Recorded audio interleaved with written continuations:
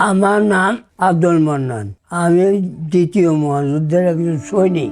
এখনো ব্রিটিশ সরকারের ভাতা পান বাংলাদেশের আব্দুল মান্নান। সাল 1942, যখন দ্বিতীয় বিশ্বযুদ্ধের কারণে উত্তাল সমগ্র বিশ্ব।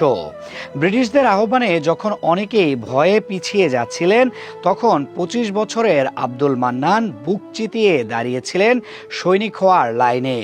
সৈনিক হিসেবে নির্বাচিত হওয়ার পর শুরু হয় তার কঠিন যাত্রা। পাকিস্তান ও চীনের সীমান্ত এলাকায় প্রশিক্ষণ, মহাসাগরে যুদ্ধ প্রস্তুতি, মিয়ানমারের দুর্গম পাহাড়ি পথ, সবকিছুই তিনি অতিক্রম করেছেন অদম্য সাহসে। প্রতিকূল পরিবেশ, দীর্ঘ যাত্রা, অনিশ্চয়তা কিছুই থামাতে পারেনি তাকে। এমনকি প্রশিক্ষণের সময় ভয়াবহ জ্বরে আক্রান্ত হয়েও তিনি হাল ছাড়েননি। যুদ্ধ জয়ের পরও তিনি বলেন তিনি কোনো নিরপরাধ মানুষকে হত্যা করেননি, যা ছিল তার সবচেয়ে বড় গর্ব। যুদ্ধ শেষে যখন তিনি তেমন কোনো স্বীকৃতি পাননি, তখনও থেমে থাকেননি। সাহস করে ব্রিটিশ রানীর কাছে চিঠি লিখেছিলেন নিজের অধিকার দাবি করে।